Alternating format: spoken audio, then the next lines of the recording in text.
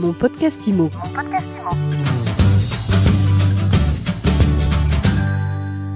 Il y a quelques semaines, My Sweet IMO organise avec Vitrine Média Opinion System et bientôt vendu le premier prix féminin de l'immobilier.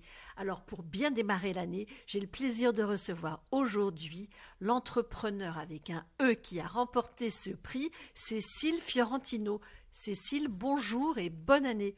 Merci Ariane, bonne année à vous aussi. Tous mes vœux de bonheur et de réussite pour 2021.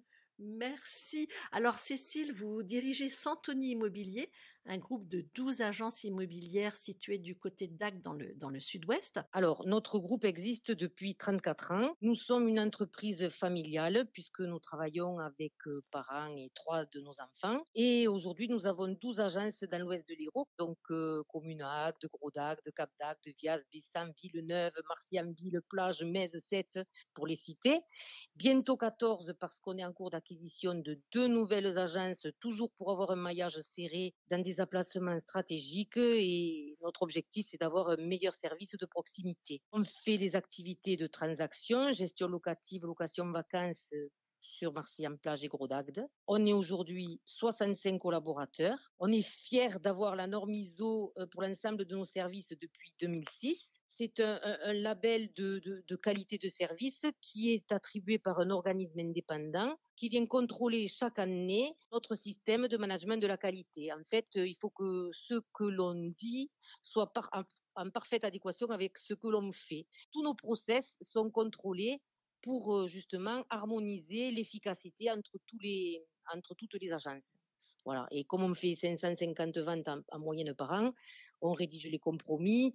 Voilà, il faut qu'il y ait une structure derrière au niveau juridique qui soit et organisationnelle qui soit compétente, quoi. Cécile, en quoi c'était important pour vous de participer à ce premier prix? Déjà parce que c'était un prix féminin et sans être une féministe acharnée, j'aimais l'idée de se serrer les coudes et de donner un peu le là peut-être au niveau de ce prix. Puis aussi dans la famille, on est joueur, on aime relever les défis et puis ça me permettait aussi de motiver les équipes pour montrer, même la patronne sort de sa zone de confort et puis aussi, comme je l'ai dit, être un modèle pour mes filles qui travaillent avec moi. Sur la vidéo qui a permis de départager les lauréates, vous avez dit, voilà, quand je joue, quand je participe, c'est pour gagner.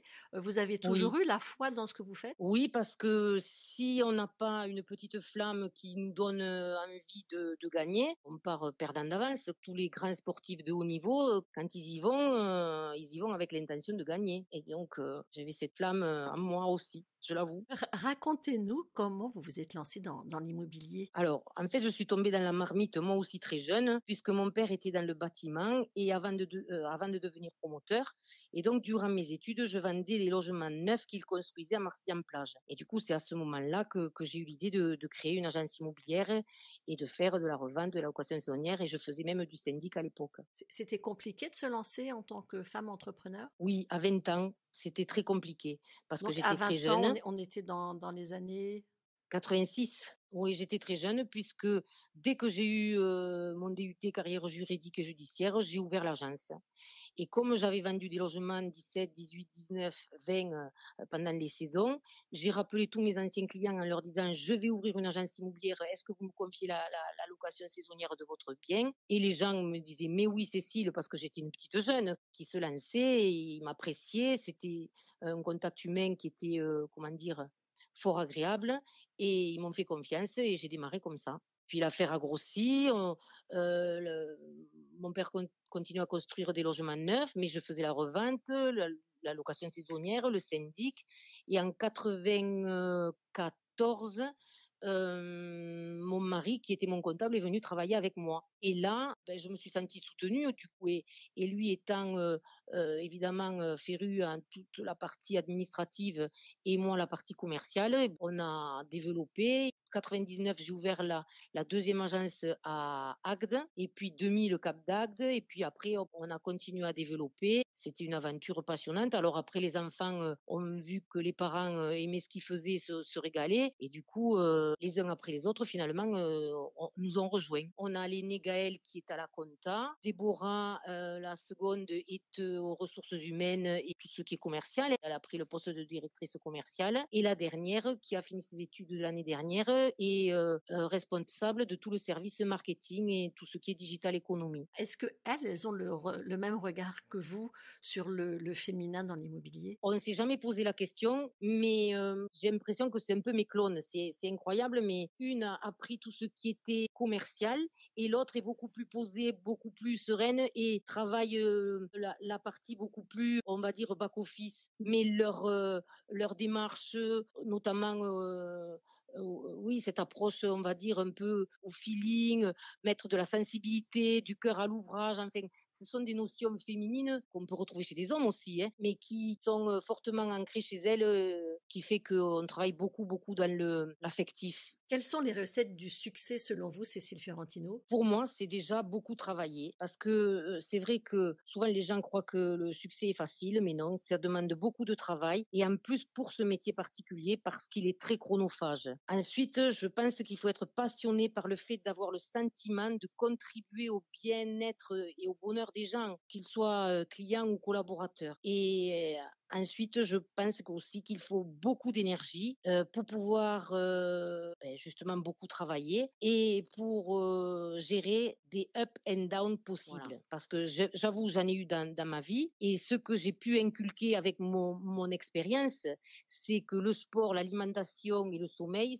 sont des choses dont on ne parle pas beaucoup dans les entreprises, mais qui font que si on est très aligné à ce niveau, eh bien on a de l'énergie et cette énergie va nous permettre de travailler, d'apporter du bonheur aux gens, d'être passionné, etc. Vous voyez, c'est un cercle vertueux et souvent on s'oublie quand on veut beaucoup travailler. On travaille beaucoup, mais on oublie cet aspect et du coup, on manque d'énergie et si on n'a pas d'énergie, le succès ne peut pas être au rendez-vous. Qu'est-ce Voilà. que vous donnez comme conseil à ceux qui se lancent dans l'entrepreneuriat aujourd'hui? Être déterminé et surtout avoir un engagement totalement aligné avec sa volonté. Sinon, le succès ne sera pas au rendez-vous. C'est un peu comme celui qui dit on est après les fêtes, là, je veux faire le régime, et puis on lui met une tablette de chocolat sous le nez, il craque. Donc l'engagement n'est pas aligné avec la volonté. Donc si on veut monter une entreprise, si on veut réussir, on a la volonté, mais il faut après avoir l'engagement derrière de faire toutes les actions qui vont faire en sorte que l'entreprise fonctionne. Donc ça, c'est très très important, l'engagement aligné avec sa volonté, faire les choses avec le cœur, l'argent suivra. Si on veut pérenniser son activité, c'est-à-dire la politique de la terre brûlée, faire des coups,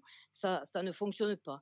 Voilà. Et ensuite, bien sûr, être rigoureux et organisé. Dernière question, c'est pas difficile parfois de travailler en famille? Chez nous, ça ne l'est pas parce que on communique beaucoup. On a mis en place une charte de famille pour prendre le temps de se poser une fois par an. Et si on a besoin, ça nous est arrivé, on se fait aider par un conseiller. Je pense que pour bien travailler en famille, il faut être capable de tout mettre à plat en matière de gouvernance et chacun doit avoir des responsabilités, des fonctions bien déterminées. Parce que après, si ça chevauche, si des fois on monte dans les tours parce qu'on est du sud, ça retombe vite parce que on sait qu'on est une famille, qu'on s'aime beaucoup et voilà, donc on sait que ça ne remettra jamais en cause notre lien familial. Merci beaucoup Cécile Fiorentino. Je rappelle que vous êtes la fondatrice de Santoni Immobilier et que vous avez remporté le premier prix féminin de l'immobilier.